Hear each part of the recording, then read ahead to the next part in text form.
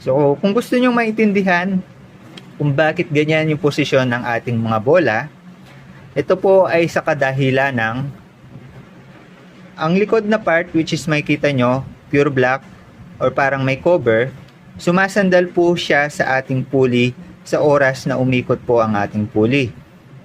Ang ikot po ng ating pulley, kung isa side view po natin, ganito po ang itsura niya. Counterclockwise po.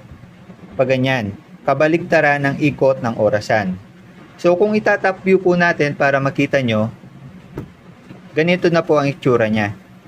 Though counterclockwise po yung pinakita nyo natin kanina, dahil binaliktad po natin ang ating pulley, clockwise na po yung magiging dating sa top view. So ganyan po ang ikot ng ating pulley. Sa pag-ikot po ng ating pulley, ang ating bola ay nagre-react sa bakal.